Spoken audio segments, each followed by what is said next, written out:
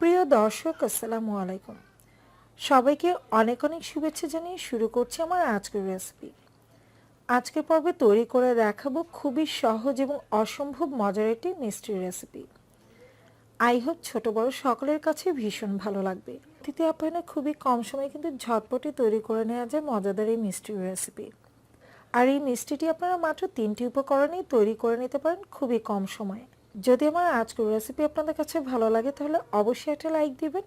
সেই সাথে যারা এখন পর্যন্ত আমার চ্যানেলটিকে সাবস্ক্রাইব করেনি তাদের কাছে অনুরোধ রইল আমার চ্যানেলটিকে সাবস্ক্রাইব করে পাশে থাকার।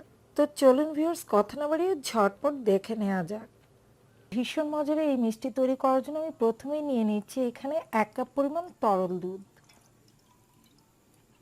এবারে তরল দুধে আমি নিয়ে নিচ্ছি 2 টেবিল চামচ পরিমাণ ঘি।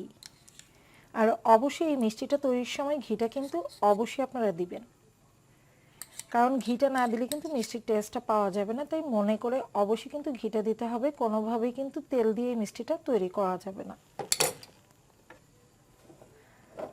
অপেক্ষা করছি ঘিটা গলে যাওয়ার জন্য। তো ঘিটা গলে গেছে, এর পর্যায়ে আমি দিয়ে দিচ্ছি এখানে 1/2 কাপ পরিমাণ চিনি। তো আপনারা যদি একটু বেশি মিষ্টি খেতে চান সেই ক্ষেত্রে কিন্তু বাড়িয়ে নিতে পারেন, তবে আমার কাছে এটাই পারফেক্ট মনে হয়। আজকে আমি যে পরিমাণে মিষ্টিটা তৈরি করছি সেই অনুযায়ী 1/2 কাপ চিনি এনাফ। আর চুলার আঁচটা অবশ্যই আপনারা মিডিয়াম টু লোতে রাখবেন, একেবারে কমিয়েও না আর বাড়িয়েও রাখা যাবে না। মিডিয়াম টু লো এর মাঝামাঝি রেখে কিন্তু এই মিষ্টিটা তৈরি করে নিব। দিয়ে দিচ্ছি 1 চিমটি পরিমাণ এলাচ পাউডার। আমি এখানে 3 থেকে 4টি এলাচের বিচি বের করে সেটাকে গুঁড়ো করে নিয়েছি। আর আপনারা যদি এটা গুঁড়ো করে ইউজ করেন তাহলে ফ্লেভারটা বেশ ভালো হবে। আর আস্ত দিতে গেলে সেই ক্ষেত্রে কিন্তু খুব বেশি একটা ভালো ফ্লেভার পাওয়া যায় না, আর খাওয়ার সময় সেটা মুখে পড়ে। দিয়ে দিচ্ছি 1 কাপ পরিমাণ পাউডার মিল্ক। আমি বেশ ভরে ভরেই কিন্তু নিয়েছি। আর পাউডার মিল্কটা দিয়ে ভালো করে এই দুধের সাথে মিক্স করে নিতে হবে যাতে দলা পাকিয়ে না থাকে। দ্রুতই কিন্তু এই কাজটি করতে হবে, তা নাহলে কিন্তু পাউডার মিল্কটা দলা পাকিয়ে যেতে পারে। পাউডার মিল্কটা মিক্স করা হয়ে গেলে আমি এতে দিয়ে দিব 1/2 কাপ পরিমাণ নারকেলের পেস্ট। আমি এখানে ফ্রেশ নারকেল নিয়েছি, আর নারকেলটাকে আমি কুড়িয়ে নেওয়ার পর ব্লেন্ডারে একটু ব্লেন্ড করে নিয়েছি। আপনারা দেখতে পাচ্ছেন এটা কিন্তু একদম মিহি করে পেস্ট করা যাবে না, জাস্ট এরকম দানা দানা থাকবে। আপনারা চাইলে কিন্তু শিলপাটাও এই কাজটি করে নিতে পারেন। তো এখানে পরিমাপে 1/2 কাপের মতো আছে।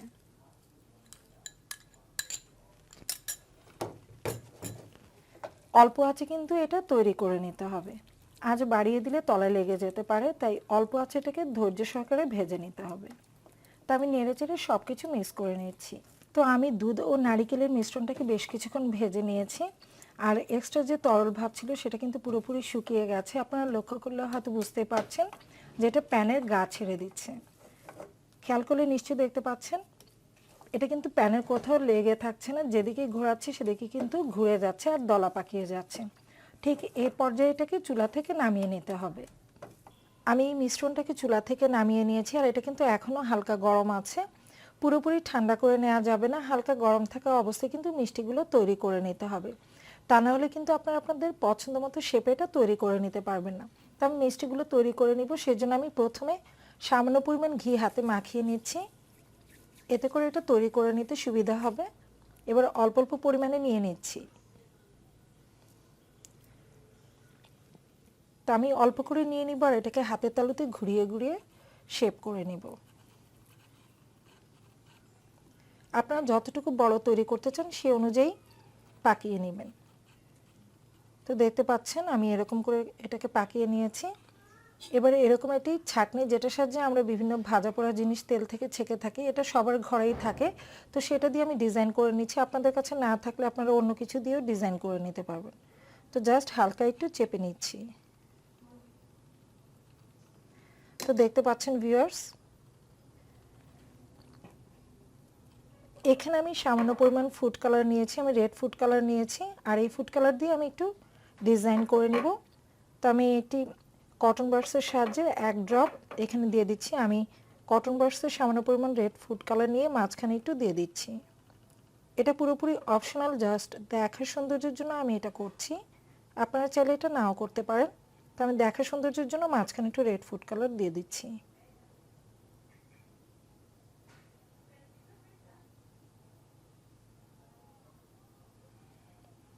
তো দেখলেন ভিউয়ার্স, একটি তৈরি হয়ে গেছে। একইভাবে আমি বাকিগুলো তৈরি করে নিব।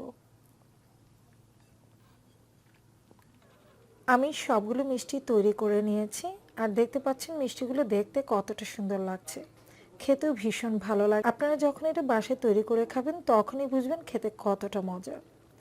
তা আশা করছি আমার আজকের ভিডিও থেকে আপনারা একটু হলেও উপকৃত হয়েছেন। খুব শীঘ্রই ফিরে আসবো নতুন কোনো রেসিপির সাথে। সে পর্যন্ত সবাই ভালো থাকবেন, সুস্থ থাকবেন। আজকের মতো এখানেই বিদায় নিচ্ছি।